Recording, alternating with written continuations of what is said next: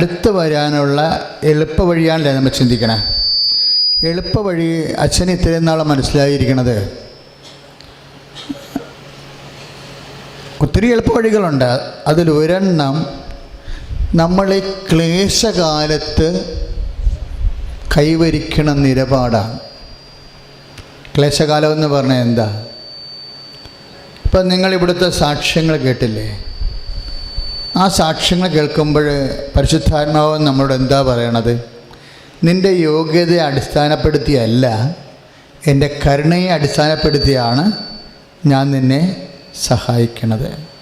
ആ സാക്ഷ്യങ്ങളെല്ലാം വായിച്ചു നോക്കുമ്പോൾ, കേട്ട് വരുമ്പോൾ നമ്മുടെ മനസ്സിൽ പരിശുദ്ധാത്മാവ് നൽകുന്ന സന്ദേശം എന്താണ്?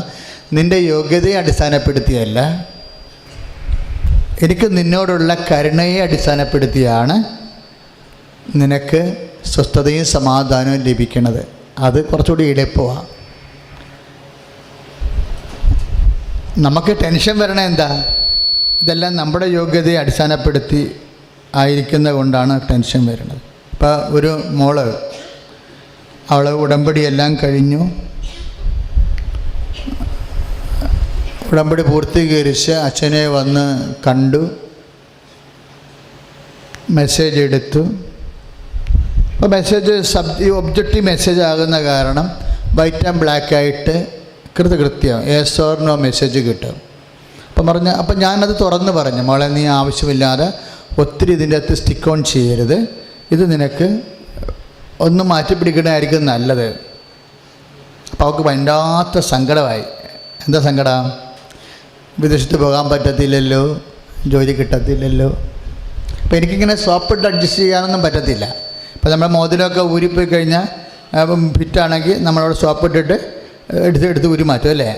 അപ്പം അതുകൊണ്ട് നമുക്ക് കർത്താവ് എന്ത് പറഞ്ഞു അതല്ലേ അച്ഛൻ പറയത്തുള്ളൂ. അല്ലെങ്കിൽ അവർക്ക് വിഷമം ഉണ്ടാകും, അങ്ങനെയൊന്നും ചിന്തിക്കത്തില്ല. ഇവിടെ എന്താണ് വെളിപ്പെടുന്നത് അത് പറയും. അത് വചനത്തിലായാലും അത് പിന്നെ പറയും.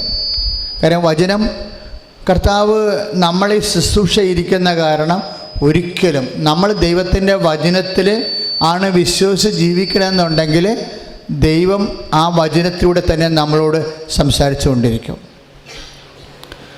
ദൈവവചനത്തിൽ അങ്ങനെ ഒരു വിഷയമുണ്ട്. അതായത് നിങ്ങളെപ്പോഴും ഒരു വഴി, നമ്മൾ ഇത് വഴിയാണ് വരണത്, ഇത് വഴിയാണ് വരണത് എന്ന് ദൈവത്തിലേക്ക് വരാനൊരു വഴി. ഇപ്പം ഞാനൊരിക്കലും കൃപാസനത്തിൽ പുറകിൽ കൂടി വരുമോ? വന്ന് കൃപാസനത്തിൽ കയറുമോ? ഇല്ല. എനിക്ക് വരണമെങ്കിൽ ഒരു വഴിയുണ്ട്. എന്താ? ഞാൻ സാധാരണ വരണ ഇവിടുന്ന തെക്കട്ടശ്ശേരി എന്നാണ് വരണം, എൻ്റെ ഇടവകയെന്ന് വരണേ. എങ്ങനെ? വടക്കുന്ന് വന്നിട്ട് ഞായറാഴ്ചയാണെങ്കിൽ എൻ്റെ കൂടെ ഉള്ളവർക്കറിയാൻ ഞാൻ കിഴക്കൻ വഴിക്കേ വരത്തുള്ളൂ. മറ്റ് ദിവസങ്ങളാണെങ്കിൽ ഞാൻ പടിഞ്ഞാറൻ വഴിക്കേ വരണത്. അപ്പോൾ അടുത്തുള്ളവർക്ക് എങ്ങനെ വരും, അച്ഛൻ എങ്ങനെ വരും, ഏത് വഴിക്കൂടി വരുമെന്ന് അടുപ്പമുള്ളവർക്ക് അറിയാൻ പറ്റും. ഇതുപോലെ നിനക്ക് ദൈവത്തിലേക്കൊരു വഴിയുണ്ട്. നീ ദൈവവുമായിട്ടൊരു വഴി ഉണ്ടാക്കിയിടണം. ഇപ്പോൾ പാലക്കാട് അപ്പച്ചൻ പറഞ്ഞത് എന്താ? മകളെ നീ IELTS എഴുതണം. എന്താ എഴുതാൻ കാര്യം? കർത്താവ് എനിക്ക് സന്ദേശം എന്താ തന്നത്? 5.2 മീനും. അത് വഴിയാണ്. ആ അപ്പച്ചനെ വഴിയിട്ടിരിക്കുകയാണ്. വർഷങ്ങളായിട്ട് ദൈവവുമായിട്ട് അടുത്തിട്ട് ദൈവത്തിൻ്റെ മനസ്സറിയണത് വചനത്തിലൂടെയാണെന്ന് മനസ്സിലാക്കിക്കൊണ്ട് സമ്പൂർണ്ണ വചനത്തിലൂടെ സന്ദേശം ചോദിക്കുമ്പോൾ അപ്പച്ചനോട് ഈശോ സന്ദേശം പറയും, പോസിറ്റീവായിട്ട് പറയും. അപ്പം അപ്പൻ അതിൽ വിശ്വസിക്കേണ്ട കാരണം അപ്പന് കർത്താവ് ഒരു വാക്ക്, അത് എൻ്റെ മക്കളെ നിങ്ങൾ കുറേ വളരുമ്പോൾ എന്തെങ്കിലും ഒരു വഴി കണ്ടുപിടിക്കണം. ദൈവമായിട്ട് നമുക്കിപ്പോൾ ഒരു വേറെ സാക്ഷ്യം കണ്ടില്ലേ? ആ ഡോക്ടർ രോഗി കിടന്ന് സ്വപ്നം കാണുകയാണ്. സാക്ഷ്യം കേട്ടില്ലേ? എന്താ സ്വപ്നം? ആ രോഗം മാറണില്ല. രോഗം മാറാതെ വന്ന് അകപ്പെട്ടു പോകുമെന്ന് ചിന്തിച്ച് വേവനാതിപ്പെട്ട് നെഞ്ചു പറഞ്ഞ് കർത്താവിൻ്റെ ദിവസം കണ്ണീരിടുകയാണ് അമ്മയും മകനും കൂടി. അപ്പോൾ മകനൊരു സ്വപ്നം കാണുന്നു. എന്താ പറയുന്നത്? ഒരു വാച്ചാൻ വാർഡിൻ്റെ വേഷത്തിൽ ഒരു സൂട്ട് കേസുമായിട്ട് ഒരാൾ നടന്നു വരുന്നു. അയാൾ ലിഫ്റ്റിൽ കൂടി കയറിയിട്ട് കറങ്ങിത്തിരിഞ്ഞ് ഇയാളുടെ മുറിയിലെത്തുന്നു. മുറി എത്തണ വരെ എത്തുമ്പോൾ ഉടനെ ഡോക്ടർ കണ്ണ് തുറക്കുമ്പോൾ അയാളല്ല കാണുന്നത്, ഡോക്ടറിനെയാണ് കാണുന്നത്. ഡോക്ടർ ജസ്റ്റ് ഉടനെ മരുന്ന് ചേഞ്ച് ചെയ്യുന്നു. അതെന്താണ്? ഡോക്ടർ ആ സ്വപ്നം കാണാതെ ആ സമയത്ത് ഇവൻ വെറുതെ ഉറങ്ങിക്കിടക്കുമ്പോൾ ഡോക്ടർ വന്ന് മരുന്ന് ചേഞ്ച് ചെയ്ത ദൈവമാണ് മരുന്ന് ചേഞ്ച് ചെയ്തതെന്ന് അവന് മനസ്സിലാവത്തില്ല. മനസ്സിലായില്ലേ? അവൻ സ്വപ്നം കാണാതെ ഡയറക്റ്റ് ഡോക്ടർ വന്നിട്ട് മരുന്ന് ചേഞ്ച് ചെയ്യുകയാണ്. അങ്ങനെ മരുന്ന് ചേഞ്ച് ചെയ്ത് കഴിഞ്ഞാൽ ഇവന് മനസ്സിലാവത്തില്ല ഇതിനകത്ത് ദൈവികമായ ഇടപെടലുണ്ടെന്ന്.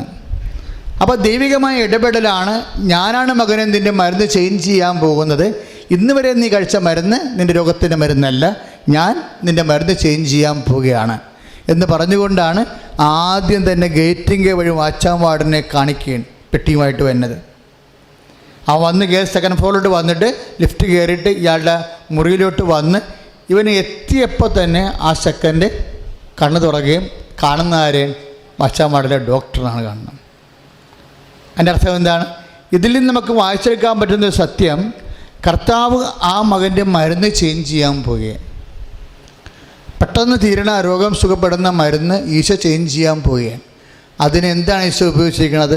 സ്വപ്നമാണ് ഉപയോഗിച്ചിരിക്കുന്നത്, ഇല്ലേ? സ്വപ്നമാണ് ഉപയോഗിച്ചിരിക്കുന്നത്. അപ്പോൾ സ്വപ്നം ഉപയോഗിക്കുമ്പോൾ ഇപ്പോൾ ഒരു ഒരു മകൾ സാക്ഷ്യം പറഞ്ഞു. എന്താ? ഇടുക്കി ജോലി കിട്ടിയ ആളെ സാക്ഷ്യം എന്താ പറഞ്ഞത്? കർത്താവ് എന്നോട് പറഞ്ഞിട്ടുണ്ട്, ജെറമിയ 11:29, നിനക്ക് വേണ്ടി എനിക്കൊരു പദ്ധതിയുണ്ട്, നിൻ്റെ നാശത്തിനുള്ള പദ്ധതിയല്ല, നിൻ്റെ ക്ഷേമത്തിനുള്ള പദ്ധതിയാണ്. അത് വചനമാണ്. അത് ആന്തരിക ബോധ്യത്തിൽ കിട്ടിയ വചനമാണ്. ഇങ്ങനെ ഇക്കാലങ്ങളിൽ സ്വപ്നങ്ങളിലൂടെയും വചനത്തിലൂടെയും ഇനി നിങ്ങൾ കുറച്ചുകൂടി ദൈവത്തെ സിൻസിയറായിട്ട് എടുത്താൽ ദൈവം പ്രത്യക്ഷപ്പെടുന്നതിന് ഒരു നിസ്സാരമായ കാര്യമാണ്, വലിയ കാര്യമല്ല. ദൈവത്തിന് അകന്ന് കഴിയുന്നവരെ സംബന്ധിച്ചിടത്തോളം അത് അസാധ്യമായൊരു കാര്യമാണ്. പക്ഷേ ദൈവത്തിനെ വിശ്വസിച്ച്, ദൈവത്തിനെ സ്നേഹിച്ച്, ദൈവത്തിൻ്റെ വചനത്തിന് അനുപേക്ഷണമായി ജീവിതം ക്രമീകരിച്ച് ഹൃദയം കൊണ്ട് ദൈവത്തിൻ്റെ കൂടെ ദൈവത്തിന് വേണ്ടി ജീവിക്കുന്നവരുടെ മുമ്പിൽ ദൈവത്തിന് പ്രത്യക്ഷപ്പെടുന്നതിനൊരു കുഴപ്പമില്ല. എനിക്ക് കൃപാസനത്തിൻ്റെ അൾത്താറയിൽ പ്രത്യക്ഷപ്പെട്ട അമ്മയെ മാത്രമല്ല പരിചയം. ഈജിപ്തിൽ വെച്ച് വന്ന് എൻ്റെ വായിൽ കൈ ഇറക്കിയിട്ട് ഔസപിതാവിനെയും ജോൺ മരിയ വിയാനെയും അപ്പുറത്തും ഇപ്പുറത്തും കിടത്തിയ അമ്മയെ എനിക്ക് പരിചയമുണ്ട്. അതിനുശേഷം നാട്ടിൽ വന്നപ്പോൾ ഔസപിതാവിൻ്റെ പള്ളിയിലൊക്കെ ഒന്ന് ട്രാൻസ്ഫർ ആക്കിയതും എന്നെ വികാരിയാക്കിയതും പള്ളി പണിതും എനിക്ക് പരിചയമുണ്ട്. അതിൻ്റെ അർത്ഥം എന്താ? ജീവിക്കണം. ഇപ്പം നമ്മളെന്താണ് കോംപ്രമൈസ് കാണിക്കാത്തത്? ഇപ്പം സഭ ഒത്തിരി പല വിഷയങ്ങൾക്കും കോംപ്രമൈസ് കാണിക്കണില്ലേ? എല്ലാ മതങ്ങളും ഒന്നാണ്, എല്ലാത്തിലും ഒരു ദൈവത്തെയാണ് ആരാധിക്കണതെന്നൊക്കെ പറഞ്ഞുകൊണ്ട് എന്തെല്ലാം കോംപ്രമൈസുകളാണ് വരണത്. വിശ്വാസമില്ലാത്തവർ കോംപ്രമൈസ് ഉണ്ടാക്കും. സഭയ്ക്ക് വിശ്വാസമില്ലെന്നൊന്നും ഞാൻ പറയണില്ല. പക്ഷേ ജീവിക്കണ ദൈവത്തിലുള്ള വിശ്വാസത്തിൻ്റെ ഷാർപ്നെസ് എവിടെയോ മിസ്റ്റേക്ക് ആകുന്നുണ്ട്. എന്താ കാര്യം?